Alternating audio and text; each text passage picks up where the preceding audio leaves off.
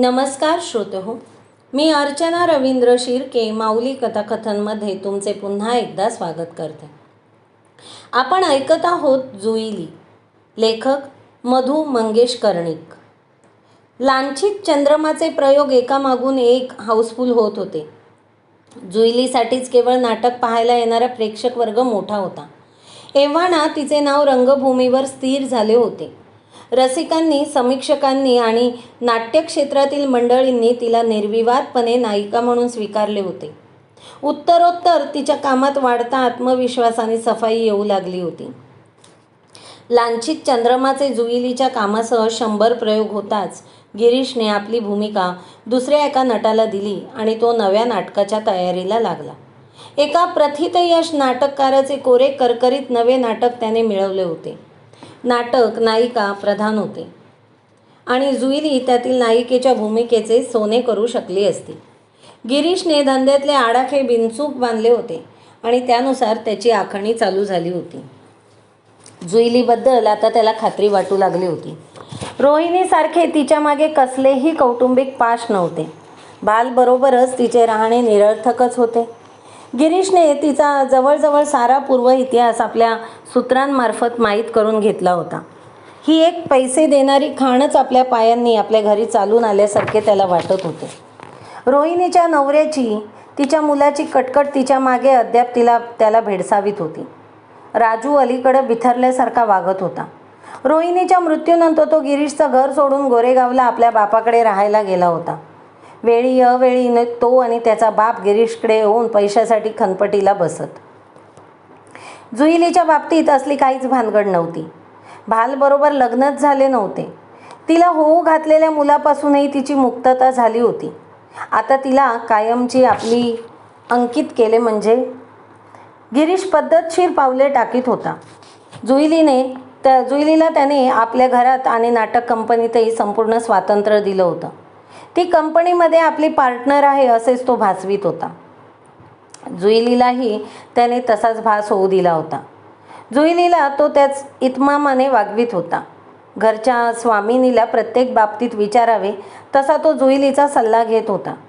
तिला विचारल्या वाचून बुश शर्टचे कापडही तो खरेदी करीत नव्हता. जुईलीने किती खर्च करावा यावरही त्याने बंधन घातलेले नव्हते. जुईलीला मोटर ट्रेनिंग स्कूलमध्ये नाव घालून त्याने ड्रायव्हिंगही शिकायला लावले होते. त्याच्या घरच्या पार्ट्यांमध्ये जुईली आता सराईतपणे यजमानीची भूमिका पार पाडू लागली होती. सायंकाळी प्रयोग नसला तर वरांड्यात खुर्च्या टाकून तो ड्रिंक घेत बसला की जुईली त्याला कंपनी देऊ लागली होती. रात्रीचा प्रयोग आटोपला की घरी परत आल्यावर झोपेसाठी तो एखाद दुसरा स्कॉचचा पेक घे. त्यावेळीही जुईलीशिवाय तो ग्लास ओठाला लावित नव्हता. जुईलीने ज्या दुनियेत प्रवेश केला होता त्या दुनियेत तिचे पाऊल रुळत चालले होते. त्या दुनियेत तिचा वावर सहजपणे होऊ लागला. ते तिचे तिलाही कधी कळले नाही. प्रवाहात सोडलेल्या द्रोणातल्या दिव्यासारखी ती संथपणे वाहत होती. जमिनीचा काठ जणू तिने पुसून टाकला होता आणि वाहणारा प्रवाह हेच आपले आयुष्य मानले होते. दिवाणखान्यातल्या कोचावर बसून ती नव्या नाटकाची तालीम पाठ करीत होती. तोच दरवाजावरील घंटा किणकिणली. गिरीश येण्याची वेळ झाली होती. तिने दार उघडले. दारात एक अपरिचित माणूस उभा होता. मी हरिश्चंद्र कुबल, भालचा मित्र. ती क्षणार्धात अडखळली, मग हलकेच म्हणाली, आत या. हरिश्चंद्र कुबल आत येऊन बसला. तो काही बोलेल या अपेक्षेने जुईली त्याच्याकडे पाहू लागली. मला वाटलं तुम्ही मला ओळखाल. जुईलीचा चेहरा निर्विकार होता. तुम्ही आणि भाल मागे कोकणातून मुंबईत पहिल्यांदाच आला तेव्हा तुमचं सामान एस टी स्टँडवर मी सांभाळलं होतं. मी एस टीत कंडक्टर आहे. भालने मी एका गावचे. आता जुईलीला आठवलं. तिने ओळख दाखवणारं मंद स्मित केलं. बसा, चहा सांगते करायला. कुसुम, तिनं स्वयंपाकीन मुलीला हाक मारली.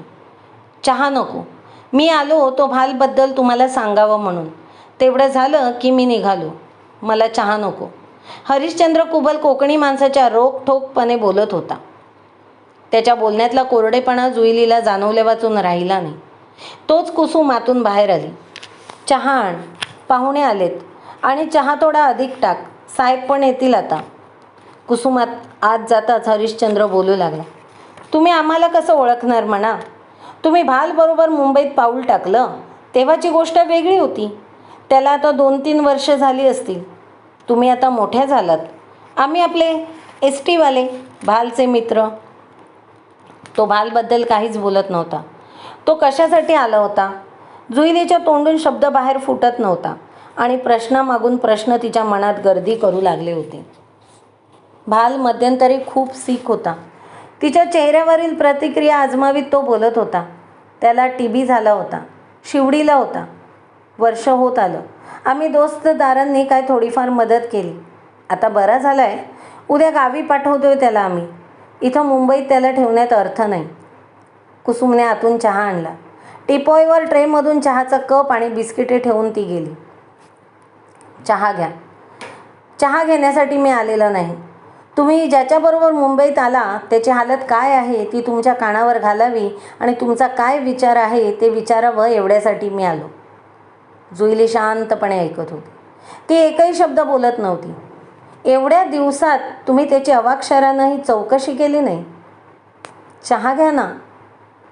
आता तो गावी परत चालला, पुन्हा मुंबईत न परतण्यासाठी. तेव्हा तुमचा काय विचार आहे? तुम्हाला जायचं आहे का त्याच्याबरोबर? नाही, तसं नाही. पण तुम्ही येताना त्याच्याबरोबर आलात. तो आता परत चालला तेव्हा म्हटलं रीतीप्रमाणे तुम्हाला एकदा विचारून बघावं. तुम्हालाही परत जायचं आहे का म्हणून. हो, मागाहून दोष नको ना. जुईलीनं खाली मान घातली होती. ती स्वगत पुटपुटल्यासारखी म्हणाली, मला आता इथून कुठंच जाता यायचं नाही. ठीक आहे. हे एकदा तुमच्याच तोंडून कळलं ते बरं झालं. मी निघालो. भालला आता काय सांगायचं ते आम्ही सांगू. येतो मी. नमस्कार. अहो पण हा चहा घेऊन तरी. तोपर्यंत हरिश्चंद्र कुबल निघूनही गेला होता. हरिश्चंद्र कुबल बाहेर पडत होता आणि गिरीशची गाडी दारात उभी राहत होती. जुईली, कोण आलं होतं ग? गावाकडचा एक माणूस होता, कुबल म्हणून. कशासाठी आला होता? सहजच गावची खुशाली सांगायला. जुईली, धोपेश्वरकर हे नवं नाटक घेतोय, आंबेगावकरांचंच. आपल्याशी कॉम्पिटिशन म्हणून? दुसरं काय, पण मी कच्च्या गुरूचा चेला नाही. तुम्ही कशाला त्याच्या भानगडीत पडताय? करे ना त्याला काय करायचंय ते.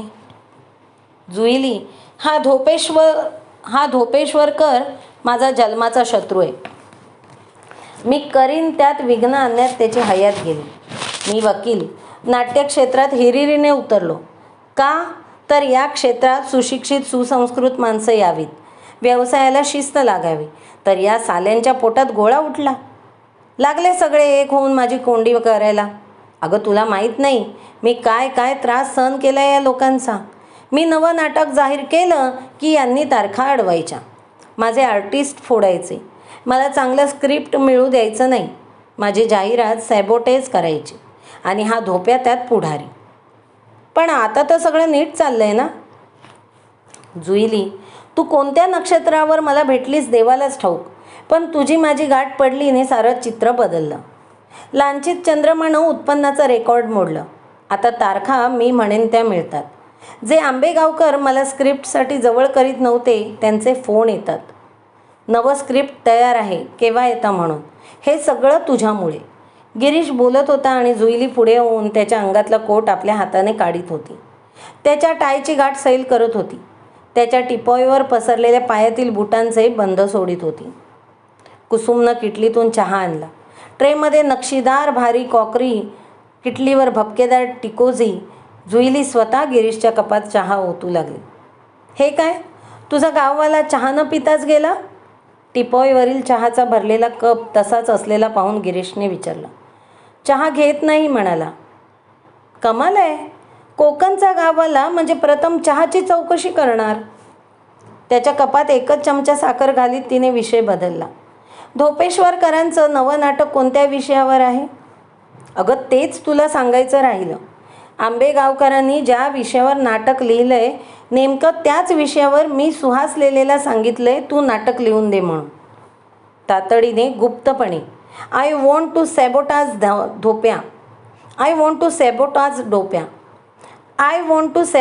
धोप्या. त्याचं नाटक यायच्या पूर्वी मी माझं नाटक उभं करणार.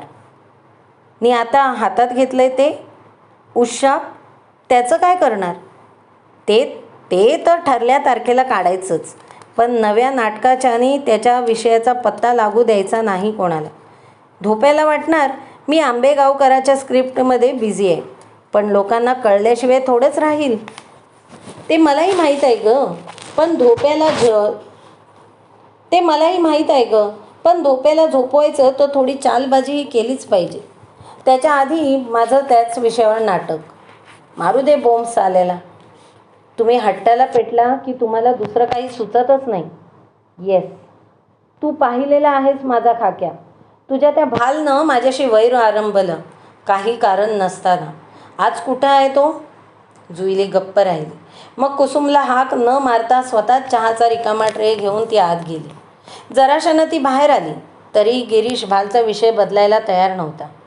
भालला केवढी संधी मी दिली होती. मराठी रंगभूमीला गायक नट आज आहेत कुठं? याच्याजवळ देखणं रूप, माईकशिवाय 5,000 प्रेक्षकांपर्यंत पोचणारा आवाज, काही वेळा थेट सैगलची आठवण करून द्यायचा. पण म्हणतात ना, दैव देतं आणि कर्म नेतं. माझ्याशी जिगर करायला गेला, शेवटी दारूनं त्याला संपवला. माझीच बॅक स्टेजची पोरं त्याला हातबट्टीची पाजायची, माझ्याच पैशानं. कुठे टीव्ही लागून पडला होता म्हणे. तुझ्यासारखं रत्न लाभलं होतं बेट्याला, पण करवंटी हातात असलेल्याला रत्न कसं सांभाळता येणार? गेला 12च्या भावात. जुईलीला आता मात्र असह्य झालं. हा विषय पुन्हा पुन्हा काढायलाच हवा का? तो विषय मी माझ्यापुरता संपवून टाकला. आता मी या ठिकाणी, या घरात तुमच्या हुकमाची ताबेदार म्हणून उभी आहे. आता मी आणि माझं आयुष्य तुमच्यासाठी मोकळे. वाटलं तर त्याला पायाखाली तुडवा, नाही तर उचलून नव्हतं मला. Sorry Juili, I apologise. मला क्षमा कर. तुला दाखवायचं नव्हतं मला. जुईलीने डोळे पुसले. जुईलीच्या हातात नव्या नाटकाची वही होती. ती आपले संवाद वाचित होती. 3ऱ्या अंकातील 2ऱ्या प्रवेशातील ते स्वगत ती गेले 4 दिवस पाठ करीत होती आणि त्या स्वगतातील आशयात अधिकाधिक खोल बुडत होती. शब्द आणि वाक्ये तोंडात घोळवता ती मनाने त्या पलीकडे पोचत होती आणि तिचे सारे लक्ष विचलित होऊन मन सैरावैरा धावू लागत होतं. तिला जे कोणापाशी तरी व्यक्त करावेसे वाटत होते, तेच नेमके नाटककाराने त्या स्वगतामध्ये शब्दबद्ध केलेले होते. जणू ते स्वगत नाटकातील कुणा एका स्त्रीचे नसून ते वास्तवातील कुणा एका जुईलीचेच होते. जुईली त्या स्वगताशी आली की तिचे मनच ताब्यात राहत नसे आणि त्यातील एकही शब्द आणि एकही वाक्य तिला पाठ होऊ शकत नसे. मोठ्या प्रयासाने ती वाचित होती. होय, मी एक रूपगर्विता, लोकांच्या दृष्टीने लावण्याची खाण. माझं शरीर घडवताना देवानं पृथ्वी तलावरील सर्व मानवी स्त्री सौंदर्याला पणाला लावलं असावं, असं सारे म्हणतात. ज्या क्षणी यौवनाची जाणीव माझ्या मनात प्रथम जागी झाली, त्या क्षणीच माझ्या मनाला इंद्रधनुष्याचे रंग आणि फुलपाखराचे पंख जडले. माझे मन म्हणजे एक सळसळती वायुलहर, एक उंच नभात विहरणारा पतंग, एक थरथरती दीपज्योत. पारा चिमटीत पकडता येऊ नये तशा माझ्या मनोभावना मला कधी विचारांच्या चिमटीत बंदिस्त करताच आल्या नाहीत. हा मनस्वी स्वभावच माझा एक दिवस घात करणार आहे. हे उतू जाणारं सौंदर्यच माझा एक दिवस गळा कापणार आहे, याची मला कधीच कल्पना आली नाही. मी एक साधी भोळी अल्लड बालिका होते, जेव्हा मला पुरुषाच्या पहिल्या मंथर स्पर्शाची बाधा झाली. सुंदर देहाच्या स्त्रीला परमेश्वर खंबीर मनाची देणगी का बरं देत नाही? सौंदर्याला अविचाराचा शाप का असतो? या शापाला उशाप कोणता? होय, मला एक उशाप हवाय. माझ्या चुकांचे प्रायश्चित्त मला घ्यायलाच हवं. त्यासाठी तरी मला एक उशाप हवाय, नाहीतर माझ्या हातून अशाच चुका वरचेवर होत राहणार. सारे कळत असूनही मी पुन्हा पुन्हा त्या भोवऱ्यात सापडणार. कमकुवत मनाचा खोल भोवरा. हा भोवरा टाळून शांत सरोवरासारखं आयुष्य माझ्या वाटणीला कधी येईल का? हे स्वगत म्हणजे आपल्याच मनाचा लख्ख आरसा आहे, असे जुईलीला वाटत होते. पॅशनेट मनाची शोकांतिका म्हणजे उशाप हे नाटक. त्या नाटकाची आपण नायिका निर्मला म्हणायची, इतका पॅशनेट स्वभाव असूनही विचारांचा ताण सोसेनासा होऊन तिने नाटकाची वही मिटून ठेवली. उशाक, नाटकाची उद्या ग्रँड रिहर्सल, परवा पहिला प्रयोग, आज साध्या तालमीचा शेवटचा दिवस. नाटकाचा प्लॅन कालपासूनच उघडला होता आणि अपेक्षेनुसार पहिल्या खेळाची सर्व तिकिटे पहिल्या 2.5 तासातच विकली गेली होती. नाट्यतरंग संस्थेमध्ये विलक्षण चैतन्य पसरले होते. बॅकस्टेज वर्कर्सपासून तो ललित कुमार या नव्या नायकापर्यंत प्रत्येकजण हर्षभरित झाला होता. गिरीश सुर्वेचे सर्व अंदाज तंतोतंत अचूक ठरले होते, पण तो बाहेर काही दाखवित नव्हता. लांछित चंद्रमा नंतरचे हे दुसरे नाटकही प्रेक्षक उचलून धरणार याचे शुभ लक्षण पहिल्या प्रयोगाच्या तिकीट विक्रीवर दिसू लागले होते. धोपेश्वरकरांनी आपला प्रयोग बेमुदत लांबणीवर टाकला होता. गिरीश एक एक खेळी हिशेब ठरवून खेळत होता आणि त्याच्या मनासारखे फासे पडत होते. नाट्यतरंगच्या इतिहासात एकापाठोपाठ दुसरे नाटक असे हिट ठरण्याची लक्षणं प्रथमच दिसत होती आणि या साऱ्याचे श्रेय जुईलीला होते. ठाकूर हॉलमध्ये तालीम चालली होती. सगळे कलावंत हजर होते. पाठांतरे चोख झाली होती. तिन्ही अंक माणिक वैद्यांच्या मनासारखे रेखीव बसले होते. ध्वनी संकेत, प्रकाश योजना व्यवस्थित झाली होती. रघुवीर तळाशीलकरांनी नेपथ्यामध्ये आपल्या कौशल्याची सीमा गाठली होती. एकूण संपूर्ण प्रयोग माणिक वैद्यांच्या डोळ्यासमोर चित्रात मांडावा तसा स्पष्ट दिसत होता. पण तरीही एकाच भीतीची पाल त्याच्या मनात चुकचुकत होती. जुईलीचा 3ऱ्या अंकातील दुसरा प्रवेश आणि त्यातील तिचे स्वगत अद्याप त्यांना व्हावे तेवढे परिणामकारक होत नव्हते. एरवी सबंध नाटकभर सफाईदारपणे वावरणारी जुईली त्या एका स्वगतात गोते खात होती. तिच्या चित्ताची एकाग्रता तिथे ढळत असल्यासारखी वाटत होती आणि माणिक वैद्य त्या एकाच गोष्टीमुळे अस्वस्थ होत होते. आज तो प्रवेश घटवून घ्यायचा त्यांनी निर्धार केला होता. ते स्वगत जुईलीने नेहमीच्या ढंगात म्हटले तर त्याची रंगत विलक्षण वाढणार होती. चला जुईलीबाई, लेट स्टार्ट. आणि जुईली तयारीने उठली. सारे बळ एकवटून आणि मन एकाग्र करून ती बोलू लागली. होय, मी एक रूप गर्विता, लोकांच्या दृष्टीने लावण्याची खाण. सगळीकडे स्तब्धता पसरली. सगळेजण जुईलीच्या तोंडून बाहेर पडणारे ते शब्द कानात झेलू लागले. तिचे उत्कट अभिनय डोळ्यात साठवू लागले. जुईली तन्मय झाली होती. ठाकूर हॉलचा जिना चढून निर्मला त्याच क्षणी हॉलच्या दारात उभी राहिली. तिचेही डोळे जुईलीवर खिळले होते. जणू एखादे सुंदर स्वप्न पाहावे तशी जुईली तिला भासत होती. स्वगत संपली आणि माणिक वैद्यांनी सर्वात प्रथम पसंतीची टाळी वाजवली आणि पाठोपाठ सर्वांनी टाळ्यांचा कडकडाट केला. जुईलीचा प्रवेश अतिशय परिणामकारक झाला होता. जुईलीने पदराने कपाळावरचा घाम हलकेच टिपला आणि ती निश्वास सोडीत बाजूला झाली आणि अकस्मात तिने समोरच उभ्या असलेल्या निर्मलाला पाहिले. ती बेभानपणे पुढे झाली. निर्मलाताई. दुसऱ्याच क्षणी तिने निर्मलाला घट्ट मिठी मारली. तिचे डोळे पाण्याने तुडुंब भरले होते. सद्गदितपणे ती म्हणाली, निमाताई, तुम्ही कधी आला? तुझं स्वगत चाललं होतं तेव्हा. खरंच निमाताई, तुम्ही पाहिलं ते? हो जुईली, कॉंग्रॅट्स, विलक्षण सुंदर काम केलंस तू. जुईली पुन्हा प्रेमभराने निर्मलाला बिलगली. जुईलीला आता चैन पडेना. केव्हा एकदा निर्मलाला घेऊन तिथून बाहेर पडते असं तिला झाले. ती गिरीशजवळ गेली आणि म्हणाली, माझी मैत्रीण निर्मला आली आहे, तिच्याबरोबर मी जाते. जाऊ? गिरीशने तेवढ्यात निर्मलाला न्याहाळून घेतले. माणिकला विचारणी जा. माणिक वैद्यांनी तिला लगेच परवानगी दिली. जुईलीबाई, तुम्ही परफेक्ट म्हटलीत soliloquy. I am satisfied. You may go now. चला निमाताई. जुईलीची अवस्था एखाद्या शाळकरी मुलीसारखी झाली होती. त्या दोघीही बाहेर पडल्या. रस्त्यावर येताच निर्मलानं विचारलं, कुठं जाऊया? माहीमला, माझ्या घरी? नको निमाताई, माझ्याच घरी जाऊ. जवळ आहे इथून. शांतपणे बोलता येईल आपल्याला. निमाच्या ओठावर शब्द आले. तुझ्या घरी? तुझं घर कुठलं? पण तिने ते परत फिरवले. शांतपणे ती जुईलीबरोबर चालू लागली. गिरीशच्या फ्लॅटवर जुईली निर्मलाला घेऊन आली.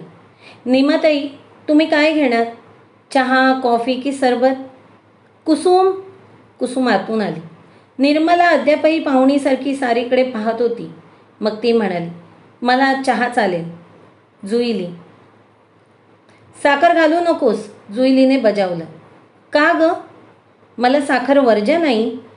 हो, विसरलेच मी. इथं आता हीच सवय झाली. गिरीश साहेबांकडे येतात ते बहुतेक जण सरबत न घेणारे. गिरीश साहेब तर साखर घेतच नाही. सवयीने बोलले. हे घर गिरीश साहेबांचं?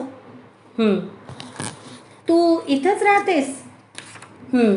आणि भाल? जुईली काहीच बोलली नाही. काही क्षण शांततेत गेले.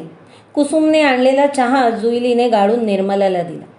चला निमाताई, आपण आत माझ्या खोलीत जाऊन बोलत बसू. जुईली पाठोपाठ निर्मला निघाली. हॉलला लागूनच एक प्रशस्त बेडरूम होती. 2 बेड्स एकमेकांना जोडून लावलेले. त्या बेडरूमला वळसा घालून बाजूच्या एका खोलीत जुईली निर्मलाला घेऊन गेली. या खोलीत एक कॉट, ड्रेसिंग टेबल आणि एक कपाट होते. ही माझी खोली, बसा. निर्मला कॉटवर बसली. तू वेगळी राहतेस? जुईली निर्मलाच्या पायाजवळ खाली बसली आणि तिच्या मांडीवर डोके ठेवून स्वस्थ राहिली. निर्मलाचा हात आपोआपच तिच्या केसातून फिरू लागला. एखाद्या लहान मुलाचे मस्तक थोपटावे तसे ती जुईलीला थोपटू लागली. तिला जाणवले, जुईली हुंदके देत आहे.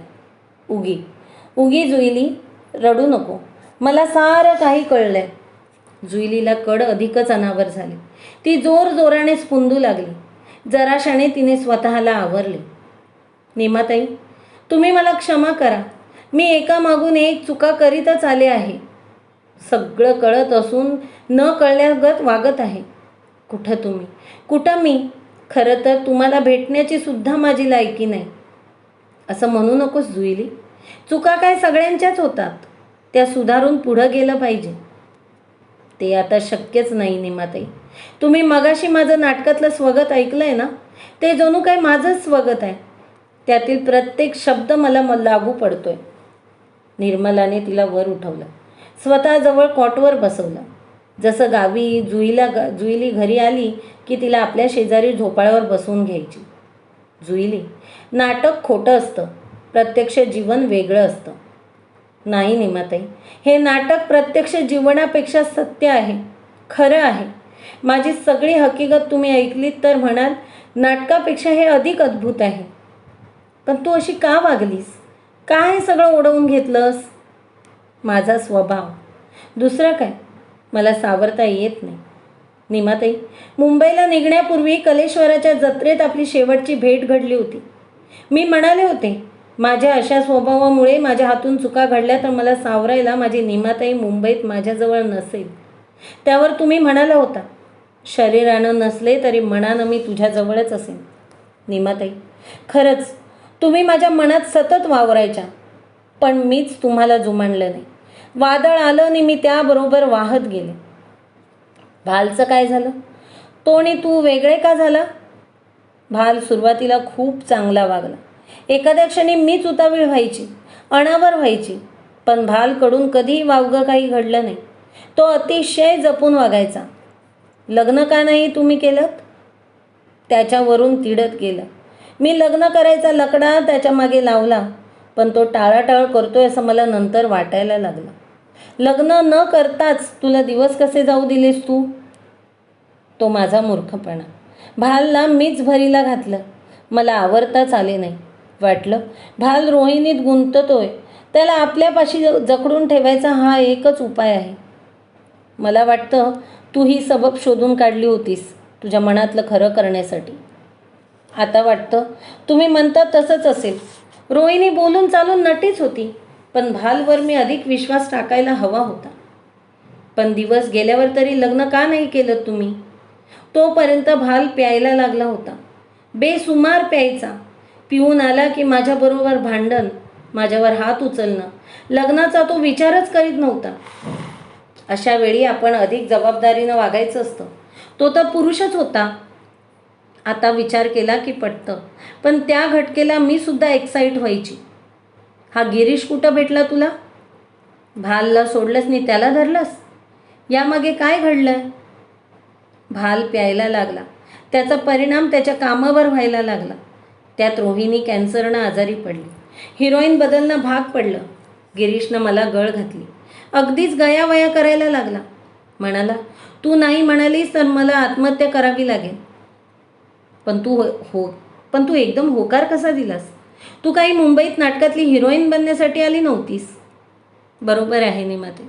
आयुष्यात तो एकच क्षण माझा घात करणारा ठरला. त्यावेळी मी गिरीशच्या आजिजीला, त्याच्या स्तुतीला, त्याच्या मनधरणीला बळी पडायला नको होतं. पण त्या क्षणीचा मोह जबरदस्त होता. तो टाळणं माझ्या स्वभावाला शक्यच झालं नाही. मी होकार देऊन बसले. भाल काय म्हणाला? तो चवताळला. त्याला मी न विचारता परस्पर गिरीशला होकार दिला. यानेच तो भडकला आणि तिथूनच त्याच्या माझ्यात दुरावा निर्माण झाला. पण तू एवढी चटकन कशी बदललीस? मला अजूनही कळत नाही आहे. निमाताई, तुम्ही मला काहीही म्हणा, पण मलाही मनातून या लखलखत्या दुनियेचा मोह वाटू लागला होता. शाळेत असताना मी एकदा प्रेक्षकांच्या टाळ्यांची नशा अनुभवली होती. तिची याद आली आणि वाटलं, जे रोहिणीला शक्य होतं ते मला का नाही होणार? आणि खरं सांगू, मी नाटकात काम करू लागले ना, तेव्हा न कळत मी माझी रोहिणीबरोबर तुलना करायची. तिच्यापेक्षाही सरस माझं काम झालं पाहिजे. तिच्यापेक्षाही माझ्या कामाची वाखाणणी झाली पाहिजे. माझ्या कामाचा पहिला प्रयोग झाला आणि रावसाहेब कामत्यांनी रसरंगमध्ये एक अख्खा लेख माझ्यावर लिहिला. मला त्या साऱ्याचा एक कैफत चढला निमाताई. तुम्हाला नाही कळायचं हे, पण रंगभूमीवर एकदा तोंडाला रंग लावून आपण उभं राहिलो आणि समोरच्या प्रेक्षकांनी आपल्याला मांडलं आणि खुशीची दाद दिली की त्याच्या पुढं सगळं काही तुच्छ वाटू वाटतं. हा रंग, हा प्रकाश, हे प्रेक्षक, ह्या टाळ्या, हेच एकमेव सत्य. आणि नेहमीच्या साध्या सुध्या जगण्याची चवच नाहीशी होती. नाटकच खरं वाटायला लागतं निंबाताई. तुम्हाला हे पटेल की नाही देवच ठाऊक, पण मी म्हणते ते 100% सत्य आहे. निदान माझ्यासारख्या पॅशनेट बाईसाठी तरी. जुईली ओघ वाहावा तशी असखलितपणे बोलत होती. आणि त्याला माझा पॅशनेट स्वभावही कारणीभूत झाला असेल. मी रोहिणीपेक्षा मोठी होईन हा मला ध्यासच लागला होता. त्यात रोहिणीनं मला एकदा डिवचलं. त्याचाही राग होता.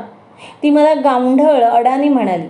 मला दाखवायचं होतं, खेड्यातून आलेली एक गावंढळ मुलगी कोणता चमत्कार घडवू शकते. मला की नाही, निमाताई रोहिणीची जागा घ्यायची होती. तिचं राज्य बरखास्त करून मला त्याची स्वामिनी बनायचं होतं. अशा वेड्या महत्त्वाकांक्षेतून मी या क्षेत्रात पाऊल टाकलं आणि तिथंच अडकून बसले. आणि भाल, त्याचं काय झालं? जुईली गप्पच राहिली. मी सांगते, तो इथं आजारी पडला. टीबीनं त्याला हॉस्पिटलात ठेवलं. जुईली डोळे विस्पारून निर्मलाकडे पाहू लागली.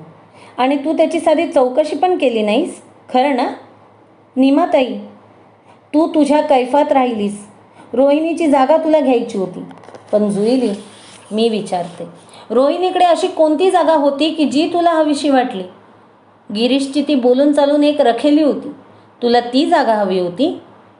निर्मलाचे कठोर शब्द जुईलीला सहन होत नव्हते, पण ती उलट बोलूही शकत नव्हती. तुम्ही म्हणता तसंच घडत गेलं शेवटी. पण अजून मी पवित्र आहे. म्हणजे पावित्र्याच्या कल्पना तरी काय आहेत तुझ्या? पवित्र म्हणजे मी अजून गिरीश साहेबांना जवळ येऊ दिलेलं नाही. ही माझी खोली स्वतंत्र आहे.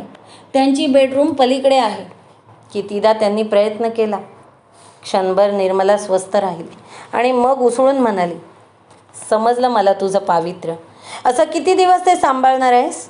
किती काळ तू टिकशील? नाही निमाताई, मला त्याचीच भीती वाटू लागली. मला नाही फार काळ धरता येणार. गिरीश साहेबांना सुद्धा दुसरं कुणी नाही. मला तर ते एवढं जपतात, माझ्यासाठी एवढं करतात. निर्मलानं तिच्या डोळ्यात पाहिलं. त्या विशाल डोळ्यातील पिंगट बुबुळे पाऱ्यासारखी चंचल भासत होती. जसं मन तसे माणसाचे डोळे. त्यांचा भरवसा कुणी द्यावा? तू एक 100% मूर्ख मुलगी आहेस.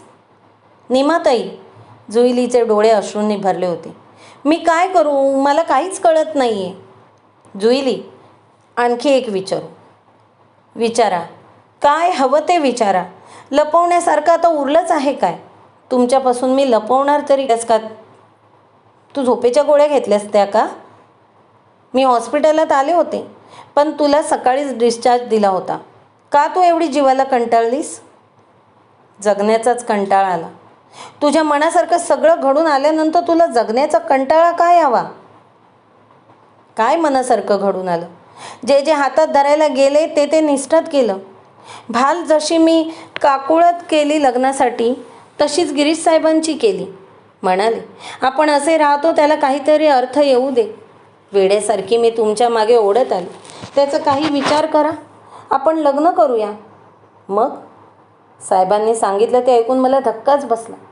ते म्हणाले, माझी आधीची बायको आहे, ती बेळगावला असते. मला एक मुलगीसुद्धा आहे. बायकोच्या अंगात येतं. ती वेडीच झाली. झपाटल्यासारखीच असते सारा दिवस. म्हणून मी तिला मुंबईत आणू शकत नाही. पण मी तिला जिवंत असेपर्यंत सोडणार नाही, असं म्हणाले ते मला. बोलता बोलता जुईलीला पुन्हा हुंदका फुटला. त्यांना वाटलं मी आणि रोहिणी एकच. रोहिणीला तिच्या नवऱ्यानं टाकली होती. तिचे अनेक जणांशी संबंध होते. त्यातलीच एक बाई समजले ते मला. मी विलक्षण निराश झाले. वाटलं हे जगणंच नको. उगी राहा जुईली, रडू नकोस. अगं, बाई माणसाच्या जातीला देवानं हे सारे भोग दिलेले आहेत. 10 वर्षांपूर्वी माझ्यावर ओढवलेल्या प्रसंगानंतर मी सुद्धा सुसाईड करायला निघालेच होते. पण माझी मीच सावरली. जीव देण्यापेक्षा जिवंत राहूनच माणूस परिस्थितीवर मात करू शकतो. गेली 10 वर्ष मी माझ्याशीच झगडते. एका परीनं प्रायश्चित्त घेते. पण याला शेवट कोणता? आयुष्यात कितीतरी गोष्टींची सुरुवात आपल्या हातून होते, पण त्यांचा शेवट आपल्या हाती नसतो. मग ती माझी गोष्ट असो किंवा तुझी. यात मी काय करू नेमाताई? तुम्हीच सांगा. मला असं सांगणारं कुणी नाही. इथे सगळेजण आपापल्या स्वार्थाचे मालक. तुला काहीही सांगणं कठीण आहे. तुला भालची आठवण येत नाही? यायची. प्रथम खूप यायची. वाटायचं त्याच्याबरोबर पुन्हा कोकणात परत जावं, ही मुंबई सोडून. इथं येण्यात त्याची आणि माझी चूकच झाली. पण तोपर्यंत खूप उशीर झाला होता. तो नाट्यतरंगाशी एकतर्फी करार करून बसला होता. तो म्हणेल तसं करायला मोकळा नव्हता. तो मुंबईत अडकला. त्याच्याबरोबर मी पण. त्यानं आपल्या पद्धतीनं साऱ्यातून सुटका करून घेतली. माझ्या पुढे दुसरा मार्गच उरला नव्हता. गोळ्या म्हणूनच घेतल्या मी नेमाताई. आता तुला गावी यावंसं वाटतं? येऊन काय करू? कुठं जाऊ? कुठं राहू? संस्थेशी करार मीही करून बसले. त्याचं काय करू? आता मला मोकळीक नाही नेमाताई. गिरीश एरवी कसा वागतो तुझ्याशी? लग्नाच्या बायकोशी वागणार नाही तेवढ्या प्रेमाने वाकवतात मला. हॉस्पिटलात होते तेव्हा केवढ्या खस्ता खाल्ल्या माझ्या. नर्स सांगायची, रात्रंदिवस उशाला बसून होते. खूप जीव आहे त्यांचा माझ्यावर. शक्य असतं तर लग्नही केलं असतं त्यांनी माझ्याशी. पण त्यांचाही निरुपाय आहे. परवा त्यांचा वाढदिवस होता. खूप मोठी पार्टी दिली त्यांनी मित्रमंडळींना. मी यजमानीनंच होते जशी काही. रात्री पार्टी संपल्यावर मला म्हणाले, तुला मी रोहिणीसारखीच समजतो. असं तुला वाटत असेल तर ते चूक आहे. तू मला रोहिणीहून, एवढंच काय, शीलाहून, शीला म्हणजे त्यांची बायको, अधिक जवळची आहेस, अधिक प्रिय आहेस. माझ्याबद्दल गैरसमज मनात बाळगू नकोस, असं म्हणाले. होय. आणि त्या रात्री त्यांनी मला आपल्या बेडरूममध्ये येण्याची अतोनात गळ घातली.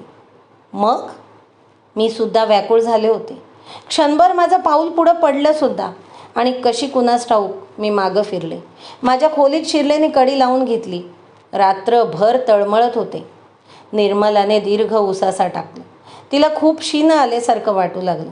ती म्हणाली, असं तळमळत तुला आणि गिरीशला सुद्धा फार काळ राहता येणार नाही. नेमाताई, माझ्या हातून सगळीच गुंतागुंत होत गेली आत्तापर्यंत. ती सोडवणं आता कोणालाच शक्य नाही. फक्त तुम्ही सगळं ऐकलंत. माझं मन मोकळं झालं. फक्त तुम्हालाच मी हे प्रथम सगळं सांगितलं आहे. आता मला खूप हलकं वाटतं आहे. आता आणखी यापुढं काहीही माझ्या हातून घडलं तरी माझी खात्री आहे, माझी नेमाताई मला समजून घेईल. जुईलीने निर्मलाचे हात आपल्या हाती घेतले. निर्मलाने तिला जवळ ओढलं. मायेने खूप जवळ घेतलं. तिच्या हृदयाची ऊब जुईलीला केवढं तरी बळ देऊन गेली. येते मी. जुईली, खूप उशीर झाला. आता पुन्हा कधी भेटाल? 4 दिवसांनी मी पुन्हा कोकणात जाणार. इथली ट्रीटमेंट तपासण्या सगळं पार पडलं. औषधांचा कोर्स तिकडेच घेणार. मला आता मुंबई परकीच वाटू लागले. परवा माझ्या नव्या नाटकाचा पहिला प्रयोग आहे. तो बघून जा. जागा ठेवायला सांगते. ठीक आहे. आता मला नाटक सिनेमात इंटरेस्ट राहिला नाही जुईली, पण तुझ्यासाठी येईन. अवश्य या. शिवाजी मंदिरला.